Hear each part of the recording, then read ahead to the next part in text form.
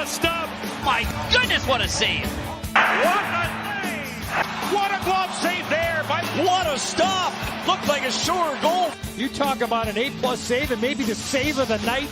Welcome to the Goalie Science Podcast, the podcast where we try to bridge the gap between goaltending science and peak performance.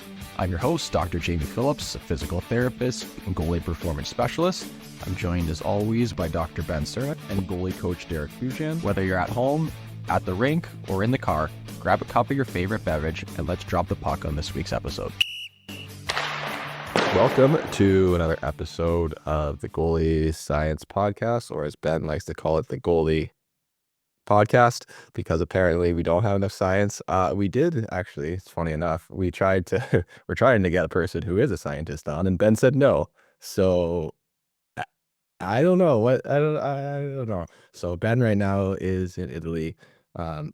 What's the name of the tournament he's at? He's at the FISU, so the female, I'm not sure what it is, but it's like post-secondary. It's like university games for females. And he's with Team Canada, and they're absolutely trouncing everybody because of his pre-scout and analytics. And he was just proving us all wrong that you don't actually need to play the games. You just need to look at the numbers, and then the game is over. But You could actually moneyball everything. It's all numbers. We're wrong, everyone. punched into a computer, and Canada won 16-0. But, I mean, I'm guys in Torino, Italy right now, and I'm in Caledonia, Ontario, in a blizzard, talking to you, and Ben is living the European lifestyle, drinking vino and eating whatever he wants. I know. You want to know something crazy? Like, I'm not a big universe guy. Like, hey, listen to the science. But in terms of where I live right now, so you said you're in Caledonia, Ontario. That's where I grew up almost all my life, other than where I was born. Caledonia, Ontario is on what's called the Grand River, and it connects to Lake Erie. So here's my big thing that I figured out. So where I went to school, Houghton, Michigan, if you take a boat, you could take that boat all the way from Houghton to Caledonia without ever getting out of the water, because it goes through Superior and down.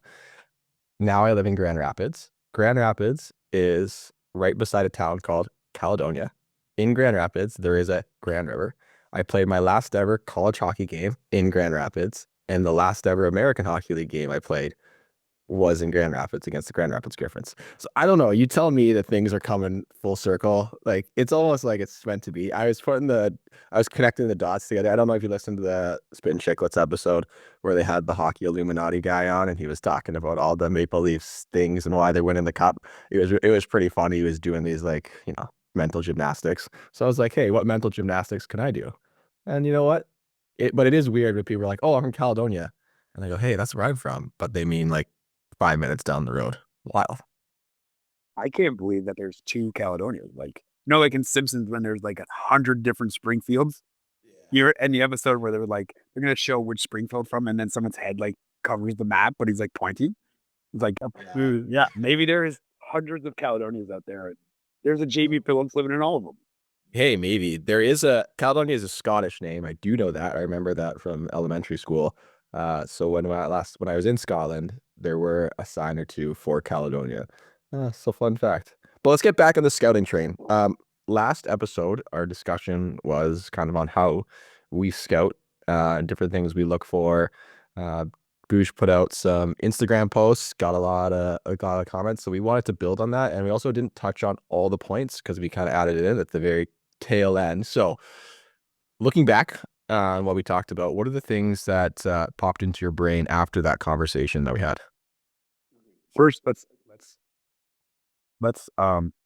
speak about the inflammatory remarks on Instagram that one thing people they didn't understand when we talked about is that there is a very big difference between scouting goalies and developing goalies. And I think the rhetoric on Instagram always went back to, well, if Canada scouted the right goalies, they would have won the World Juniors and they'd have the best goalies in the NHL. That is not a scouting issue.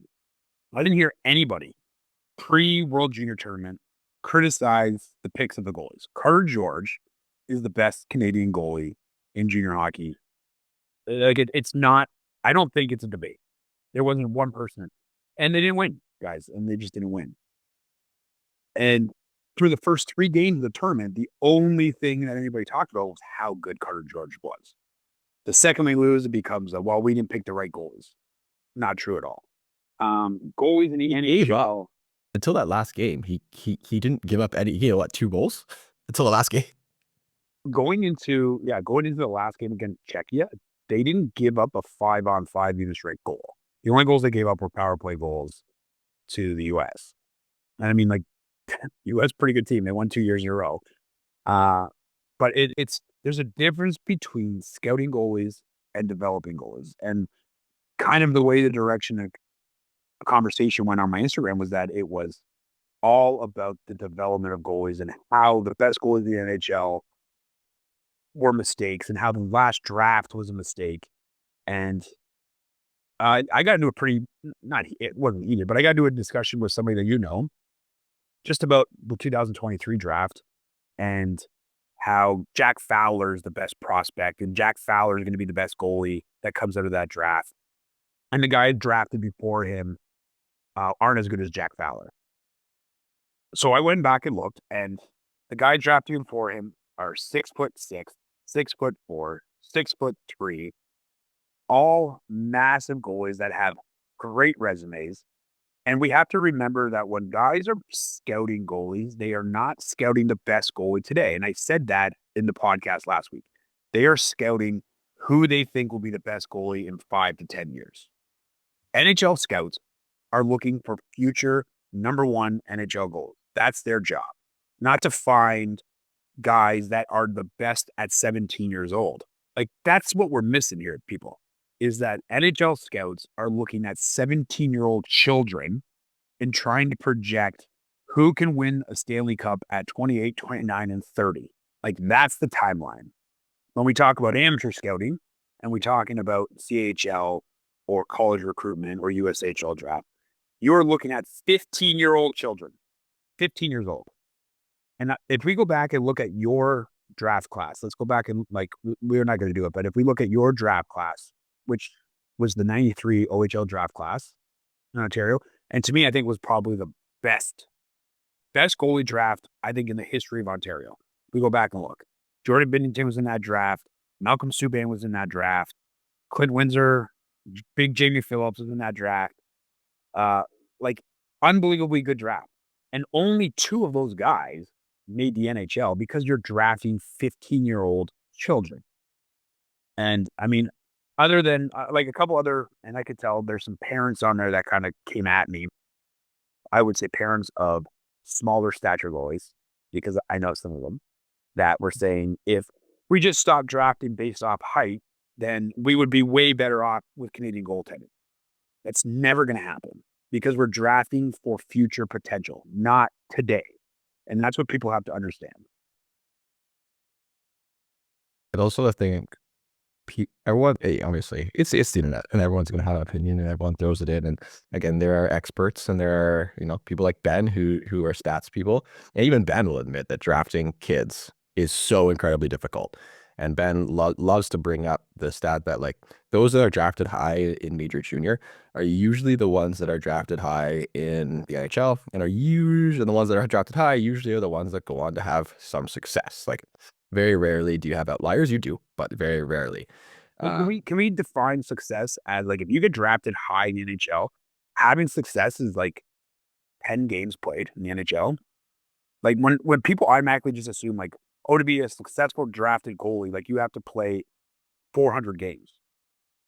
Oh, that's what it is. Like, if you play 30 NHL games, like, that's pretty damn good.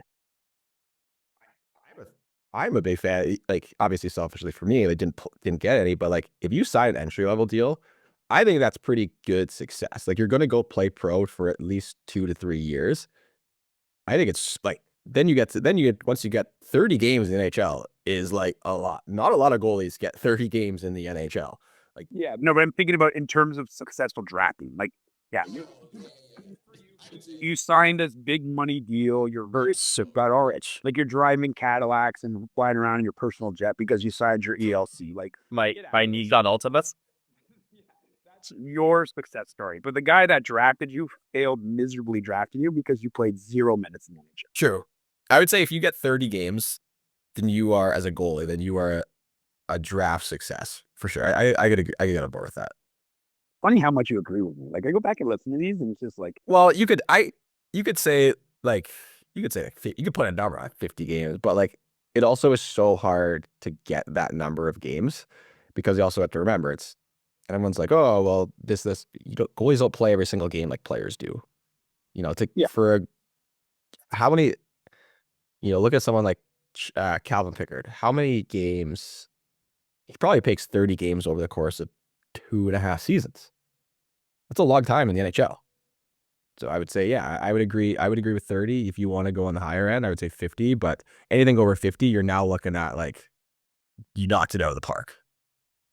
like this is where we need Ben because Ben would have like the number of average. But I mean, like just looking at this from the outside, like you draft a kid. I mean, like 5 games in the NHL. Like if you could draft a kid at 17 years old and like look at Zach Goalie, like super high pick. The guy's been kicking around. I don't know how many NHL games he's got now, but he's got to be up to around 25, 35. There's lots of those guys, but that's like incredibly. Go ahead. I was just going to say this would be a conversation for Ben because like I think, so I just pulled up Fucale's NHL numbers here and he has 4. So Zach Fucale only ever played 4 NHL games. So he doesn't hit our made up echelon of 30 games. He's only collect 4 games. He has signed 300 NHL contracts. Like he's just been constantly signing NHL deals. That blows me away. Actually, he played 4 with Washington, 0-0 with Montreal. Yeah, he only played 4. Yeah, he played 4 with Washington. So Montreal never gave him a sniff, and he was a really high draft pick. Second round. So he doesn't meet our made up echelon of 30 games. So technically, he's not a success, but he's still playing. I'm sure he's made a ton of money and he's living his best life in middle of nowhere, Russia. But like we have to ask Ben, the true stats nerd, like, does that be? Because what I wonder is because he was drafted so high, do we have to have a different number depending on your draft? Like if you're drafted in the top 3 rounds, do you have to play 50 games to be a success? And like, does it drop off after that? Like if you're drafted in the 7th round, if you play 10 games, is that a success because you're such a late pick? I'm sure there's internal kind of benchmarks for that, right? Like a successful scout probably has those stories, right? They got the diamonds in the rough. And then there's guys that will get fired when they miss on 2nd round picks. Yeah, I think that's internal. There's probably internal benchmarks there. But the other thing I wanted to point out, and I think we talked a little bit about it, like maybe not enough because I did get hate on this, is you can't blanket stats. Like you can't draft kids, and this goes for forwards, D, and goalies that play in different leagues by looking at their stats. Like a 900 save percentage in the CHL is incredibly high. A 920 in NCAA is not that great. Like we got guys that are like 930 plus, 928. So to throw a thing at like, hey, this goalie at so and so university is rocking a 208 and a 927. Yeah, that's great, but that is a different game. It's a game that is much more structured, much more defensively sound, older, more mature players. You can't compare that to a CHL goalie that's playing with NHL draft picks at 18 and 16-year-old rookie defensemen that are giving up 15 scoring chances a night, and the average league save percentage is under 900. Like you can't just blanket stats and be like, look at these numbers. We got to draft this guy. It's apples to oranges, and that's what makes scouting so hard, and that's why so many scouts. That's why you miss. There's for sure. Again, we guys pocket a lot of these for Ben, but I'm sure that there are way more misses than there are hits in terms of scouting and recruiting. Because you cast a wide net, you're going to catch a lot of stuff, and some of them are going to be good. But again, like I like that what you just said is people. If you've never watched an NCAA hockey game or you've never watched a major junior game, go try to watch one online, and or in person, and you'll see the difference in the chances that are being given up and the structure of play. And it carries over in with us in Muskegon. The start, like, fortunately, our goalies are doing really good. We have a pretty good team, well, the youngest team in the USHL, and we're still doing pretty well. And our goalies are solid. But coming into the season, like in our coaches meeting, the goal is to keep it below 3 goals against a game, because it's just a high scoring league. Like, if you have a goals against average of 3 in the USHL, you give yourself a chance to win. And that goes against like everything, all the rhetoric we heard before, where it's you need to have a goals against of 2 or lower. So it's, again, you can't compare. When you recruit and scout, it's based on potential. It's based on all the things that we talked about and more compiled into one. And then you have some people in a room that go, this is what I think. And sometimes they're right and sometimes they're wrong. And then go, like on the height thing, you cannot teach a goalie to grow. You know, if you have goalies that are similar skill set, one's taller, one's not, the one that's taller just has an extra attribute. Just like a goalie that's super flexible compared to someone who's stiff as a board, like you have that flexible goalie has another attribute. It's just another check in the pros list on the pros and cons list of scouting. And so it tiers them a little bit higher. But I think a lot of why on the internet gets mad is because a lot of the things that we've said are the quiet parts that everyone knows, but we just say it out loud. You know, like everyone know, like going back to the gear thing, because I want to talk a little bit about the gear, because that also got everyone heated. People are really mad at why we don't like Warrior, and it's not like. And I was thinking about this in the car yesterday when I was driving, and if you go to buy a house, and you know you're spending hundreds of thousands of dollars, and your real estate agent pulls up in an absolute beater of a car, what's the first thing that goes through your head? This person can't make deals. This person doesn't make any money. They don't like, this is not a good real estate agent. And it sounds bad, but the true psychology of you only get one chance at a first impression, and first impressions of everything, are true in all aspects of life. Anyone who's going to scout, whether you are a goalie person or you are not a goalie person, you put 20 goalies on the ice in like a tryout. Let's start going back to minor hockey. And you don't get to see them for a lot, especially for the first rounds. And if someone comes in and they're like, it sucks that this is the way it is, but this is how it works. Someone comes in and they have really nice shiny gear and everything looks good and they look like a goalie to talk about, and someone else doesn't. Even before you see them stop a puck, in your brain, you're going to look at that goalie that looks like a goalie and be like, huh, okay, cool. And then you maybe make a subconscious note of, I'm going to watch them. Yeah. Then people who know what they're doing will watch and be like, okay, this goalie with the new gear can't stop anything or is really good. And then you go through your evaluation. But you only get one chance at a first impression. And if you are someone who is not a goalie person scouting, which is a large majority of the preliminary scouts. So like when I say preliminary, all these teams will have scouting staffs, and scouting staffs will do these videos and they compile a list. And then that list gets sent out to their goalie coaches or people who are supposed to do that goalie scouting. And then the goalie coach will then look further. But you can't afford to pay your goalie coach to travel everywhere, see all these people, and then also be in person to train your current goalies. It's just not how it works. So you have to have non-goalie people set out preliminary lists. And those non-goalie people, they don't know what they're looking at. So they're going to look at the things that are the most simple that we talked about. Do you look like a goalie? Do you look big? What does your gear look like? And all these different subconscious things that play into effect. And that's just the reality of everything in life. It's that first impression is really important. What you do with it, that's up to you as your goalie and your skill set. But you need to get your foot in the door. You need to make that first impression. So unfortunately, a lot of times that is gear, because that's what people see first. I have a quick story. I think it was the 1998 age group. I'm pretty sure this is going back now. So this year's draft class is 2009. So this is 11 years ago. A really good friend of mine was a OHL goalie coach for a team in my area. I was going to the Toronto Marley tournament. So anybody who doesn't know what the Toronto Marley tournament is, it's like 200 U16 AAA teams all playing in a tournament. It is like the biggest condensed area where you can see the most amount of players. It is not the best tournament. It's not the best hockey, but it's the most amount of players there. So you can see almost everybody. So it is littered and littered with scouts. So I was going to watch a couple of my kids play, and I just reached out to the goalie coach and I said, hey, like, is there anybody at this tournament that you guys are interested in and you want a second opinion on? And he responded, he's like, you know what? I haven't seen anybody yet, but I'll get our top 7 from our scouts. So he sent me the list of top 7 guys. Same thing, all non-goalie scouts. So he sends me the list. I'm like, okay, I'll take a look.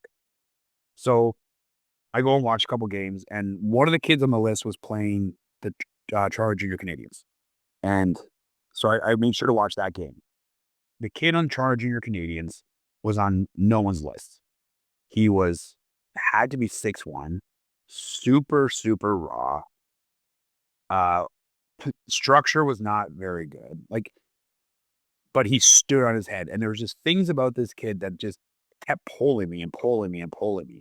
So I watched him again on the Saturday, and he played great. Two great games in a row. So I'm leaving the arena, and I call, and I'm like, hey, this kid on Charger, he's on your list. Like, I love him. I'm like, why is he like? He's like, nobody likes him. He's not on anybody's list. I go, he's big, he's fast. He's like, yeah, but he's not structured enough. I said, yeah, but you can teach him that. He's like, yeah, I'm sorry. Like, I just can't. Like, he's just not on our list. So whatever, kind of pushing the back. Right before the draft, he calls me and he's like, hey, can you tell me what you thought of these 3 guys that were on his list? So I send a pretty detailed report back in.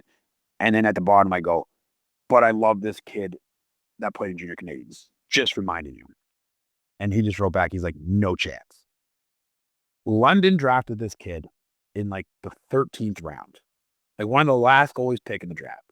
He ended up playing like 47 games in the OHL. Ended up playing a little bit of pro. And the guys that got drafted by the team that I was looking for didn't play a single OHL game. And I was just like, sometimes you get a feeling about a guy. And you can't quantify it, and you can't put it into stats, and you can't explain why you're drawn to a guy. But if you're looking at children and trying to project, sometimes it's just a feeling.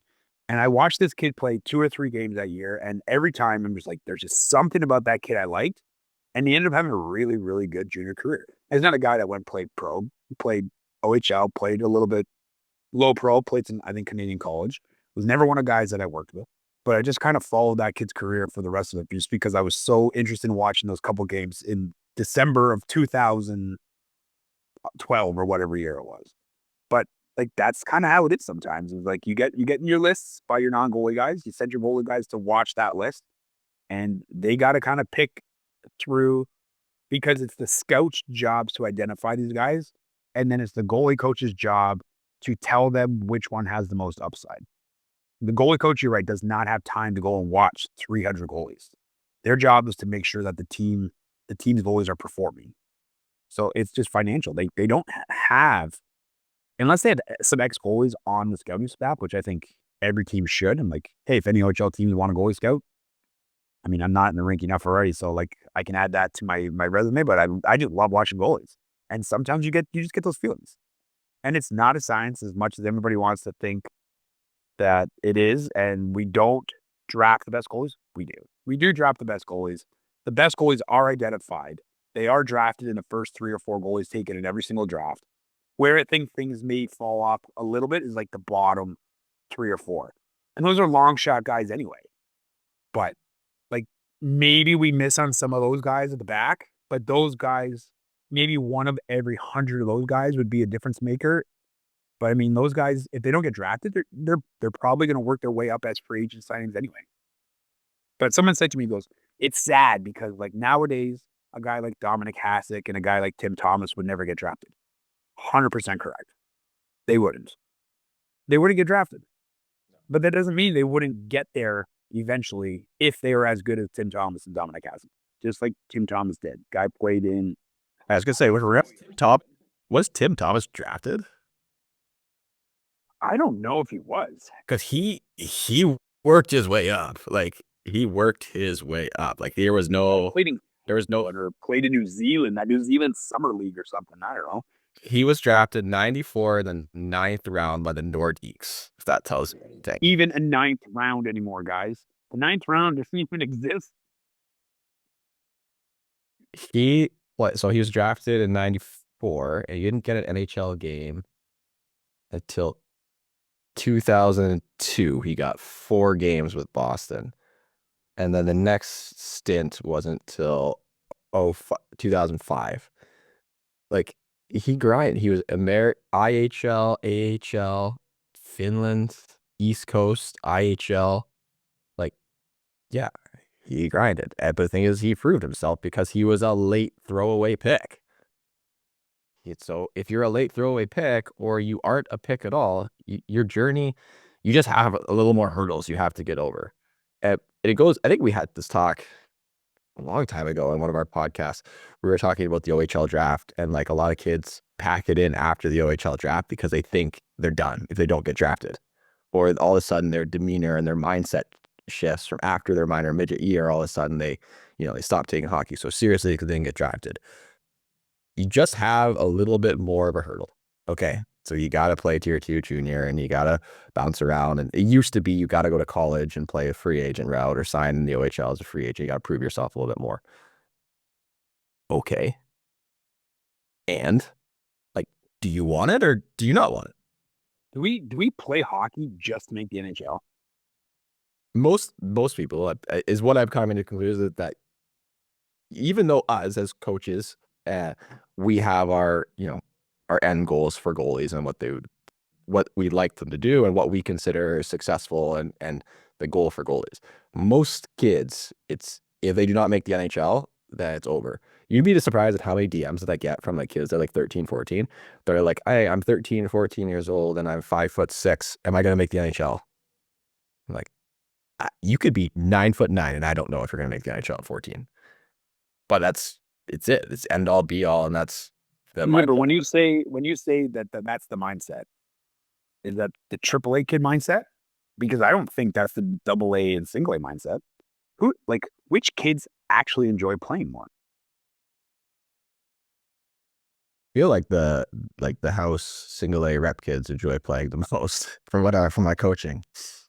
Yeah, I think so too, because they don't have that idea that they're gonna the expectation is to play in the OHL, college, and NHL. Like, I don't think that expectation is there. I think they just play because they like playing. And it sucks that 90% of our conversations are around like the high performance goalie. I mean, those are the people who are going to listen to this. But the expectation for those families and those children are like, it's NHL or bust. And that sucks because there's 2 guys, one of them was pretty close to the NHL, and I could not have been farther away from the NHL. And I just love hockey and I love goaltending. And the fact that I didn't make the NHL I knew when I was, I think, 13 years old, I'm like, yeah, I think I'm probably not going to the NHL because I'm not very good. I like playing. I like goaltending. I'm not very good at it. And I'm smarter than I am good. So I probably should just start coaching it. And then that's just kind of the way it went for me. But I mean, have fun. Like, it's still a bust. It's not NHL or bust, but we do tailor 99% of our podcasts to the higher tier goalie. You can have both. Like, you should be having both. If you're, let's just this AAA goalie, 16 years old, you should, first, be having a tremendous amount of fun. Second, you also can, like, your drive should be to play at the highest level possible. I tell that, actually, that's how I word it now. And hopefully we get Steve Thompson back on here, because Ben and I were a part of the last cohort of the USA Bronze, because we just sat in and watched, and there was a lot of really good things. And one of the things we talked about was how our wording affects goalies and our goalie development. And I've said it a long time, and now I'm more conscious of it. Is like, my goal is to get you to play at your highest level. I don't know what that is. If you're a house league goalie, your highest level might be single A, but that's okay. Like, if that's your goal, is to make that team, sweet. I just want you to have fun and get a little bit better. But if your goal is to play in the NHL, we have a lot of steps between then. A lot of steps. So let's make sure we make AAA next year. And then once you have success, let's try to get you to the highest level junior you can get to. And then if you get there, let's try to get you to college. And then if you get there, let's try to get you to play in college. And then if you get there, let's try to get you to the East Coast and all these different things. So there's so many steps in between, and there's so many hurdles and ups and downs and trials and tribulations that you have to go through. So again, yeah, set a cool long-term goal, but you have to follow the steps. You don't just wake up and go from minor midget to the NHL. It's not how it works. I had a dad say this to me, called me, which weeks ago. His son is playing U11 B hockey. And he calls me, he's like, how much money do I have to spend for my kid to play AAA next year? And I'm like, do you mean in training, or like, do you like want to buy a team? Like, where are we? He's like, no. I mean, like with training, like how much money do you need to develop a training program to get my kid to play AAA next year? I'm like, infinite amount of money. I'm like, there's no possible way that your kid can get to AAA next year. He's like, really? I'm like, yeah, really. Like, he's playing B hockey right now. There's 3 levels ahead. And then not only do you have to get better than those kids, you also have to get better than those kids are getting better and pass them all 3 levels. I'm like, realistically, I'm like, his kid's not like pretty good goalie, new goalie, like just started in like July and made a rep team at U11, and he's a big kid, like works hard, very good. And, but I said to the dad, I said, realistically, you want to jump up 1 level a year, so that'd be A next year, and like you might have a hard time making A in your home center because the goalies there are pretty good, and then it's like double A. I'm like, you're looking at realistically like trying to break in at U14 or U15. Oh, that's just way too long. I'm like, what do you mean way too long? Like, your kid is 9. I'm sorry, your kid is 10 years old. He's playing U11 hockey. He's 10 years old. He has a long road to go. Like, just let him go down the path. But like, we have parents that have that mindset. How much do you need? Tell me a number. I'll write you a check.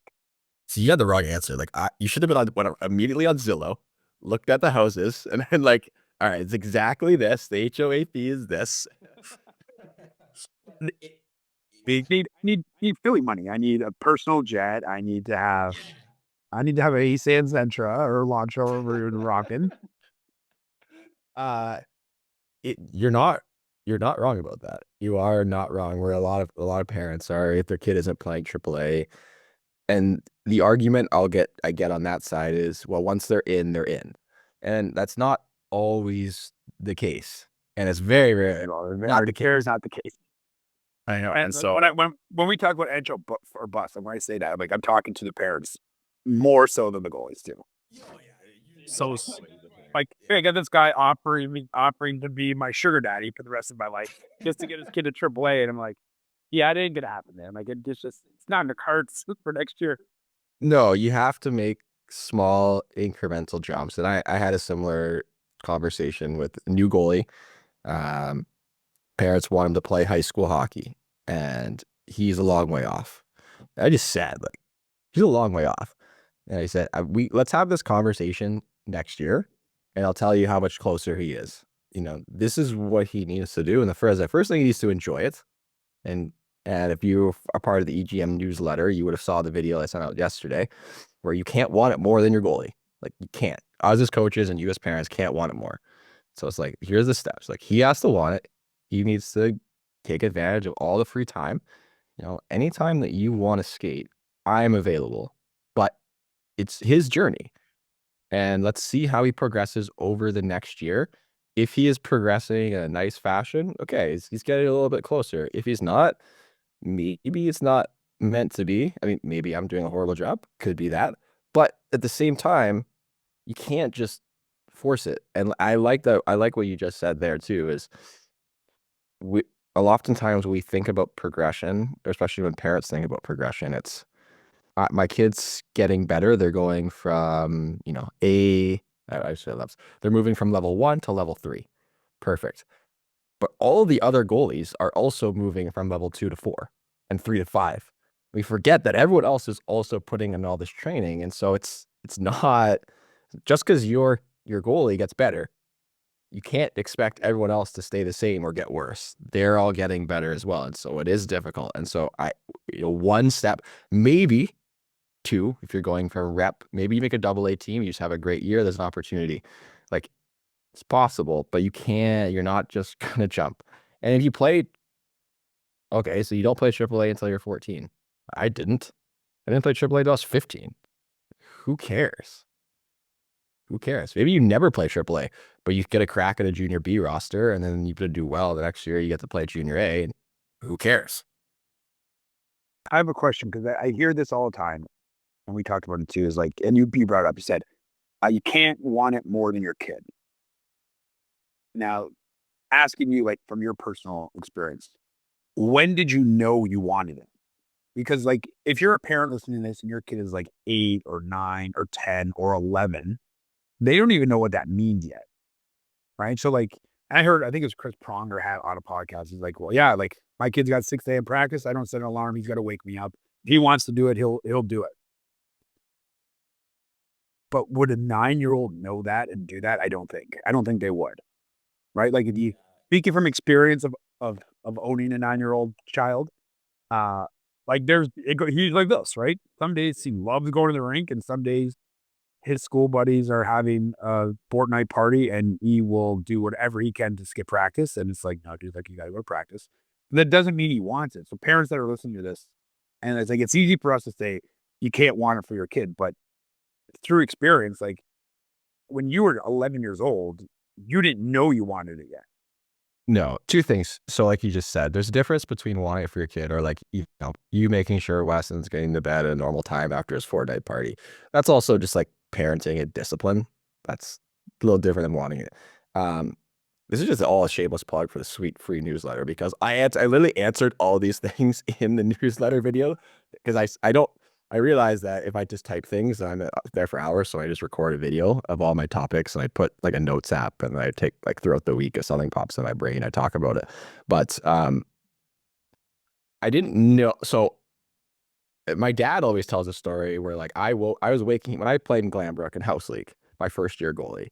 I was waking my dad up for 6 a.m. practice. I remember once I didn't stay over to sleep over because I had a 6 a.m. practice the next day. That wasn't, and I was 11 or I was like 12, but that wasn't because I wanted it. That was just because I loved being a goalie. Like I just wanted to be at practice. Like any chance I could get, I was skating, going on ice, going to practice, doing whatever I could, extra ice. But that wasn't really because I wanted that. That was mainly because I loved it. Once I got, I think I realized that I wanted it probably when I first tried out for AAA. So it would have been 1 or 2 years after when I made it to like basically the last round of cuts. And I realized like, okay, I could, I'm getting close. There's opportunity here. And I think I started to want it. Yeah, probably when I was around 13, 14, or at least my 13 or 14 version of wanting it, whatever that was. That's also our version of wanting it. It's a lot different than a kid's version of wanting it.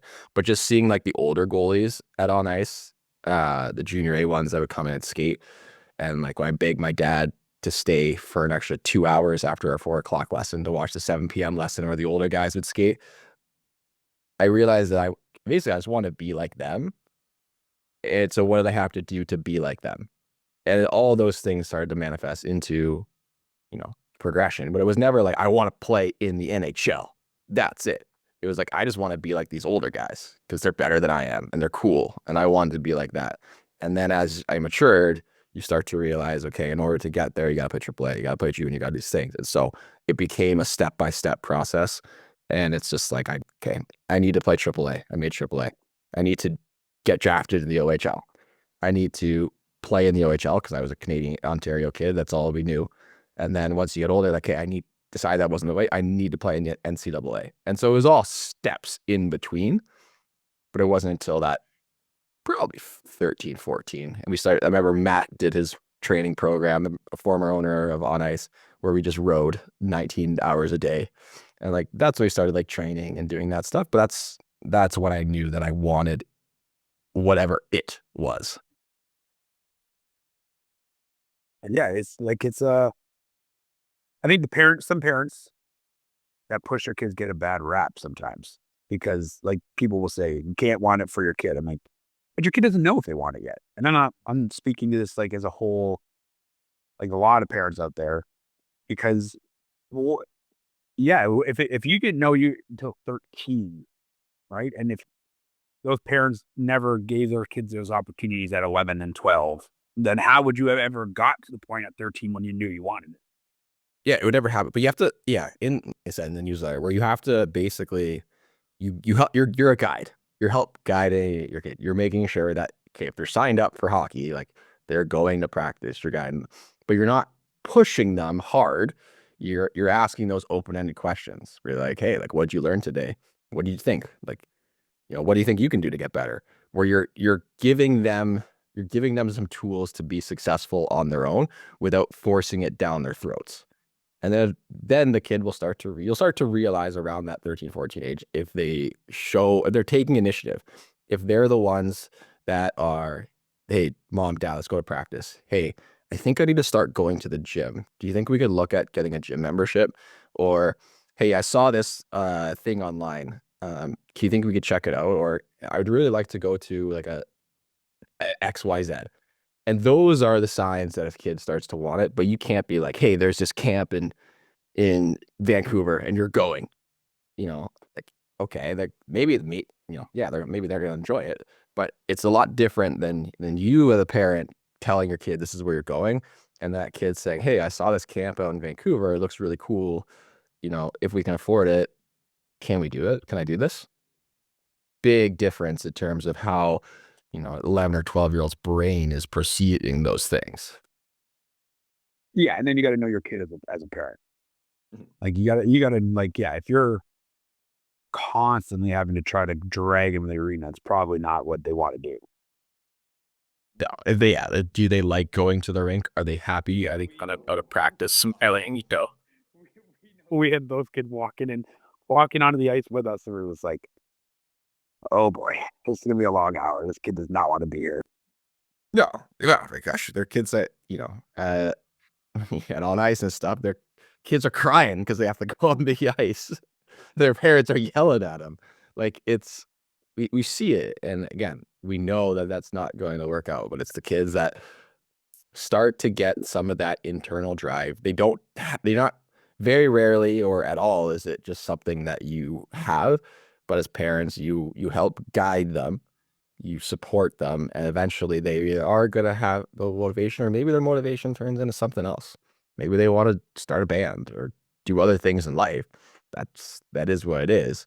But in terms of the hockey side of things, I don't know if you know, but Derek played over for Silverstein, but No big deal. no big deal. But yeah, you're guide. You're the guide of it. You help guide them, make sure that they're staying on, a good path, and the kid will start to figure it out themselves. You said you had some other thing at the beginning. Where else you got? I have. In terms of Oh, no, you said you had some other things you want to talk about. I had a few other like listener questions, and I was going to add in a segment where we just ask one. I did want to give. I'll do my parting shot now. Shout out to Bauer. So I've been doing a lot of stuff with Bauer. Obviously, repping this. Also, did after we pumped Bauer on the podcast last week, oh, shout out to Bauer for giving me free things. Like, No, this has been going on for a while, but also Bauer does make good like merch, and actually what it does too is Howie's. Howie's makes great stuff.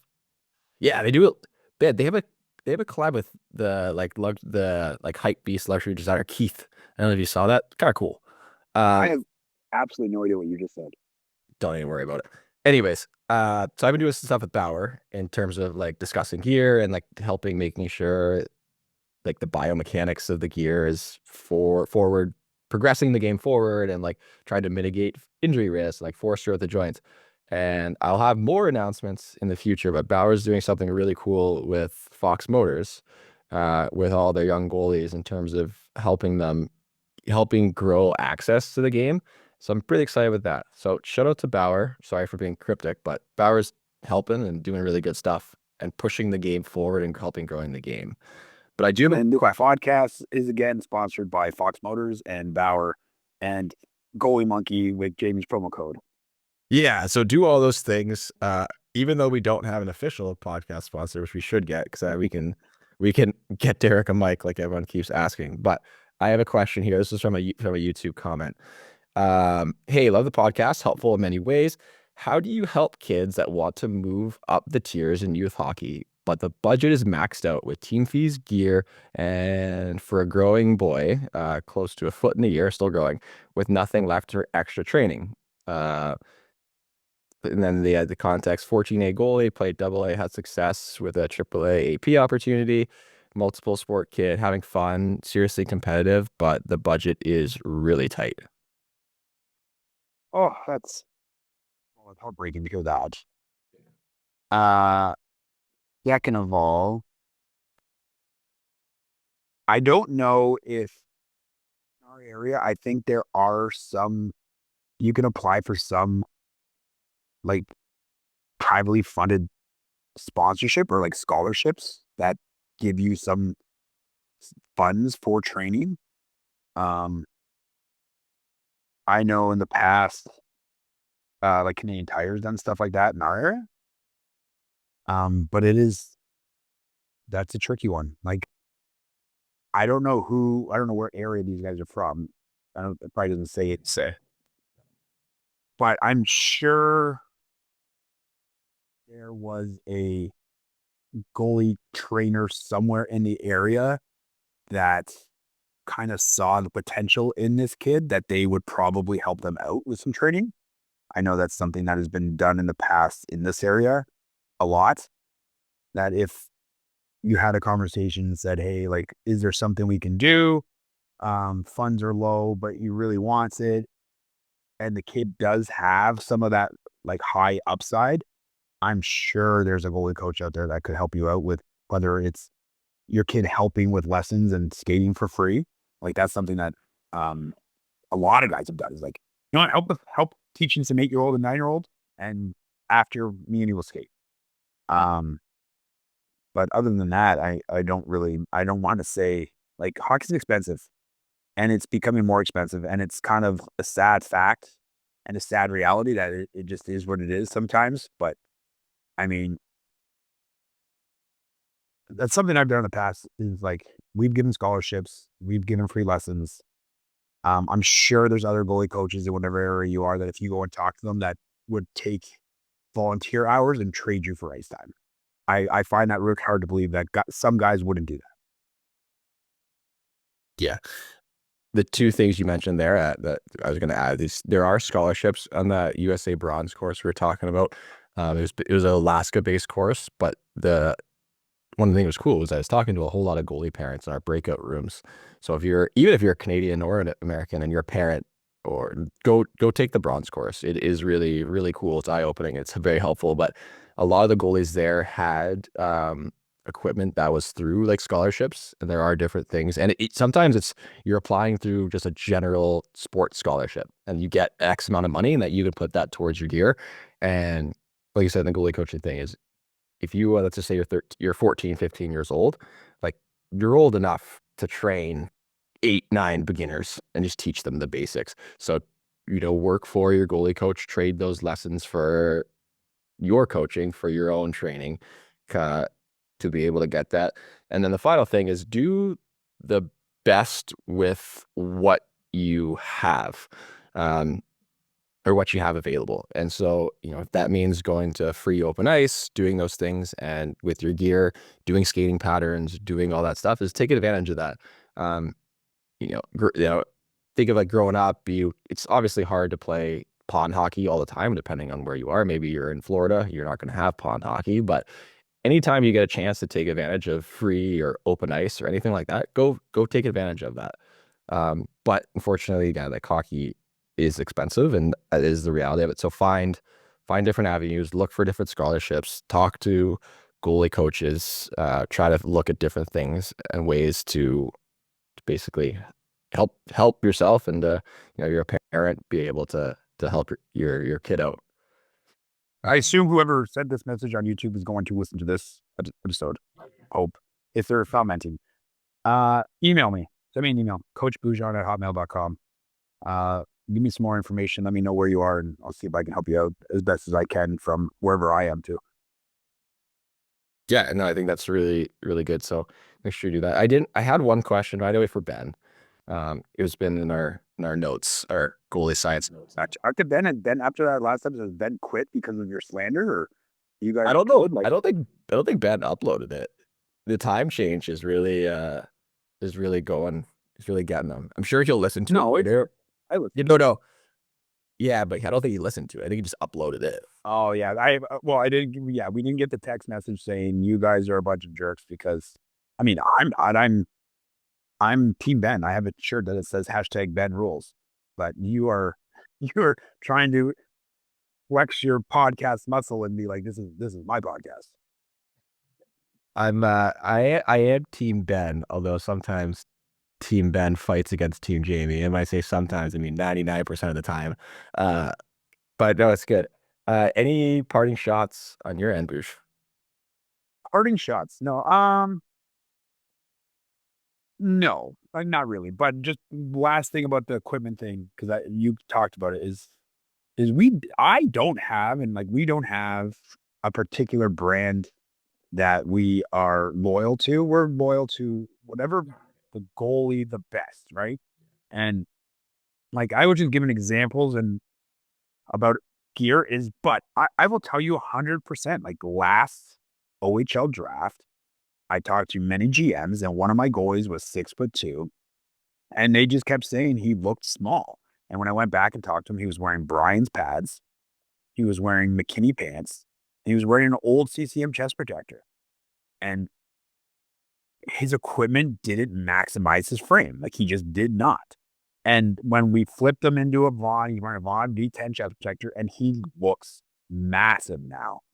And the second that I talked to the team that drafted him, the second he changed his chest protector, like, man, he's grown quite a bit this year. I'm like, no, he didn't grow. He just changed his chest protector. So I know kids want to feel like they can move, and like mobility is important and all that stuff, but make sure that your equipment is maximizing your frame, because believe it or not, this isn't just us saying this, but being a big goalie will help you get noticed. Yeah, I'm loyal to Bauer, but I don't force all my goalies into Bauer. Actually, I have a couple sets of Bauer demo things for my goalies to try. One of them, he plays Junior A in Alberta. Actually, shout out Melch, just traded to the AJ. He tried it and he's like, "Oh, I love this." I'm like, "I'll be honest with you, you need to stay in CCM." I told him, I was like, "You need to stay. I don't like you in these." He's like, "I think you look weird, and I don't think you move well in them, and I think your CCMs that your Axis or whatever you're wearing is the best gear for you." Or a conversation with a parent who actually listened to. I put that clip, the snippet of like not looking like a goalie, and we talked. I think we mentioned Vaughn, Brian, and Warrior, and so this kid loves Vaughn. It was wearing instant panic. He's like, "Do I need this?" And I was like, "No." He's like, "Okay." My kid was talking to you about getting SLRs. I was like, honestly, like in terms of Vaughn's lineup of stuff, like I think I like the SLRs. I like them much more than the Velocity. But I like stiff pads, and I just said like, whatever he feels the most comfortable in. If there's something glaring, like if he doesn't look good, and I'm like, I'll be like, "Hey, next time you get gear, let's try something different." But he said like, "Hey, if you want to try SLRs, let me know, and I will send you some SL. I'll get you the talk to Vaughn, get them to send you some SLRs to try to make sure you like them and feel good." Like, yeah, I like Bauer, and if someone asks what I prefer, I'm gonna say, yeah, try Bauer. But Bauer isn't meant for everybody. Like it's not. No, it's not. And my kid is wearing Vaughn pads because he's wearing SLR. He's wearing SLR4 Vaughn pads, and he's wearing them because of the quick slide. And he's wearing Bauer gloves, so he's a mutant. But I do love him, so the colors do match. Not when it's like black and green and red and orange. And he's using a Warrior stick. Like he is, yeah, he's a mutant. He's wearing all different stuff because those are the things that fit him best. I could not get him to change his Bauer GSX glove. He refuses. Like I want to put him into a true intermediate glove, but he just refuses because he loves it, and I can't fight him on it. But he would, if he went to a true glove, he'd be even more of a mutant. But remember, if your kid's color scheme doesn't match, it shows that you do not love them. And you love your kid, make the match. Yeah, and you know how you can make the match? By getting some Pats. Here comes the goalie monkey. Here comes the goalie monkey. Yeah. Patskins doesn't even pay me. They just send me Patskins. I've been handing out the Patskins to all of our goalies like candy. And it's cool, man. Like, wish I, God, I wish I had that when I was younger. No, we had knee markers and duct tape is what we had. Yeah, I was like, I'm gonna get a little bit of throwback on this, but I got a couple goalie parents that have like crickets. So they have instead, like, I'm like, buy some Padskin. Like, no, we're gonna do it with the cricket, the vinyl, like their own vinyl cricket, and they do like all these designs. Comes in, they got all this, they did this with the cricket, they put the vinyl on, it lasts like 2 weeks and just starts falling off. And they're like, shit about Padskin. Like, told you. Huh. It also, how much it like we have some goalies that are going in like a season and a half and their Patskins are still in pretty darn good shape. So I'm put them in the right spot, they last forever. Like you put them sliding surfaces. It's ridiculous not to do that on the instructions. But also, like, okay, Big blocks of Padskin looks bad. Like use it to accent. yeah, and especially if you have a pad with like knee rolls, which if you do, throw them in the garbage. But you have a pad with knee rolls in it. You can't just have like one strip over. You have to cut them and then make sure they're formed. It takes a little bit of time and effort, but you know, shout out Patskins. They're a good product. You know, they should sponsor the pod. They should, and they're Canadian product. They are Canadian product. They're from like an hour from where I live, and I mean, I still pay retail prices for them. So, which is crazy. Actually, in retail, one of the guys that works for Patskins literally texted me in the podcast. So, hey, you know what? Shout out Patskins. I don't really have anything else to add. I mean, obviously, talk about nauseam. EGM Labs is coming. Eventually, it's ready. It just apparently, who would have thought that creating back end cloud storage, computing, and all these things is difficult. I would not. that's so boring. He's so saying that is so boring, and it's so confusing, and it's like, and I'm not coding it, but I have to do all these things, and they're not working, and I am on the phone with like, because I use the company. Anybody who's made it this far doesn't care. They don't care about your coding. Okay. No, they don't care. They don't care about your app. They don't care. All they're here for is to hear me shout out Charlotte Payne again. Because in the last pod, I shouted her out for a 55 save, 1-0 shutout. Well, she went 44 saves for another 1-0 win shutout this past weekend. So that is 99 saves in a row for 2 back-to-back 1-0 overtime wins to my girl, Charlotte Payne. And it's all because of that shutout. And she still is the captain of her team, which is still ridiculous. Actually, now that you say that, I've been watching. I like scouting a ton of goalies for like, you know, for junior and like AAA and stuff coming up. Tryouts are getting closer and closer. There's a lot of captain and assistant captain goalies out there. Yeah, but only in the US because you screwing this sport up.